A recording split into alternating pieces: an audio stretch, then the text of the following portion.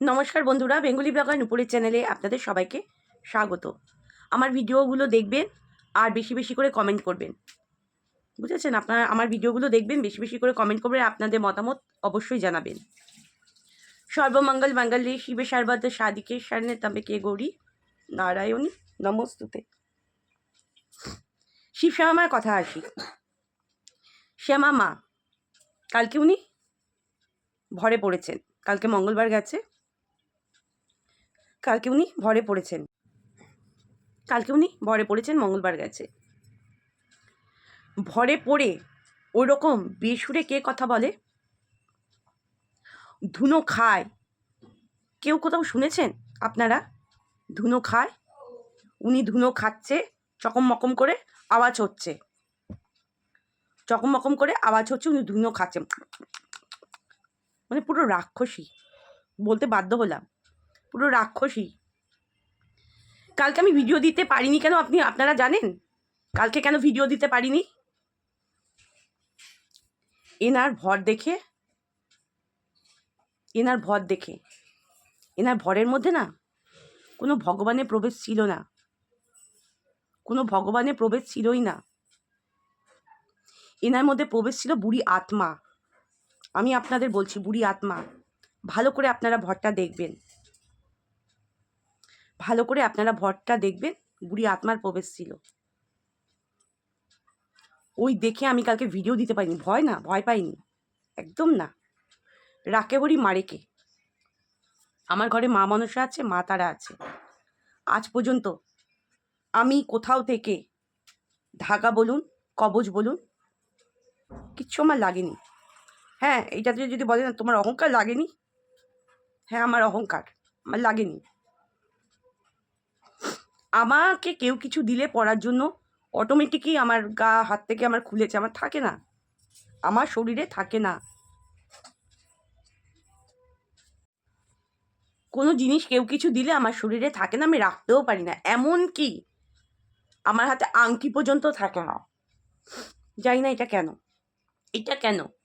ভগবানের কাছে সব কিছু দিয়ে দিয়েছি, আমার ভালো মন্দ খারাপ তুমি বিচার করো। আমার যদি খারাপ থাকে আমাকে শাস্তি দিও, আমি মাথা পেতে নেব। সেল করতে বসছে, চৈত্যের সেল।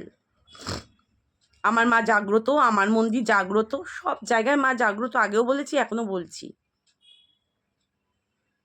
শুনুন শ্যামা মা, আপনি মিথ্যাবাদী।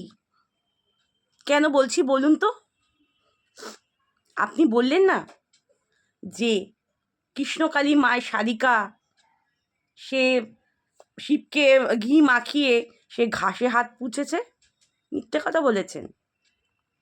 সে ঘাসে হাত পোছেনি, একটা পিতলের গামলা ছিল, সেই গামলার মধ্যে তিনি হাত ধুয়েছেন, সেই গামলার মধ্যে তিনি হাত ধুয়েছেন।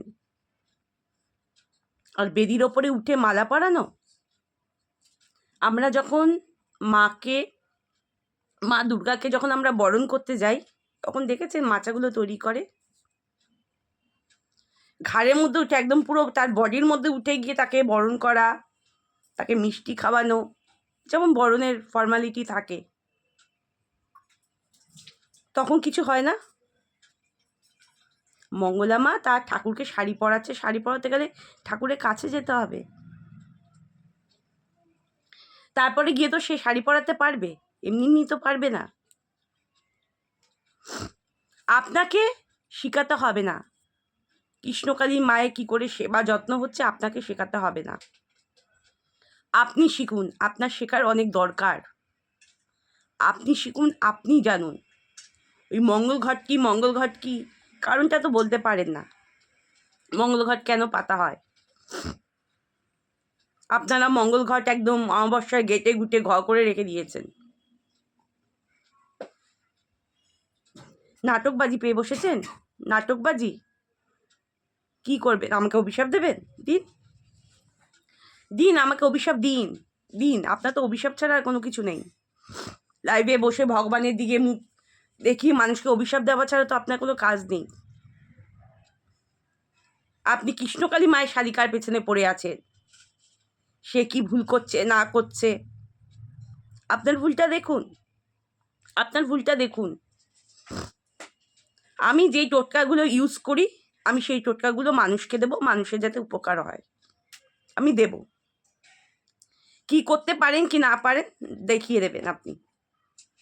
আপনার শ্যামা মাকে বলুন, আপনি তো অভিশাপ দিয়ে বেড়ান, মা তো আপনার একার, মা আপনার একার তো কিনে রেখেছেন, তাই না? মিথ্যে কথাগুলো বলা বন্ধ করুন, প্রথমে মিথ্যে কথা বলাগুলো বন্ধ করুন। মঙ্গলা মা যদি তার পুজো ভ্রান্তিতে কিছু ভুল করে, তার ভক্তরা আছে বলার জন্য, এত ভক্তরা ওখানে আছে। আপনার চোখেই পড়লো যে ঘাসে হাত মুছেছে? সরি বন্ধুরা, প্রচণ্ড কাশি হয়েছে। উনি ব্যবসা পেয়ে বসে ফাজলামি পেয়ে বসেছেন, ফাজলামি একদম করবেন না, একদম নয়। অনেক করে ফেলেছেন, অনেক বলে ফেলেছেন, অনেক করে ফেলেছেন। এরপর আর মিষ্টি ভাষী আসবে না, তা বলে আপনাকে গালি দেবো? একদমই না, একদমই না। আপনি সেই জায়গার মর্যাদাটাও রাখতে পারলেন না, মিথ্যে কথা বলে দিলেন। বাচ্চা কাজে ভিডিও করতে ব্যস্ত, বাচ্চাকে সামলান, বাচ্চাকে সামলান আগে, ভিডিও পরে করবেন, বুঝেছেন? ভিডিও পরে করবেন, বাচ্চা সামলান।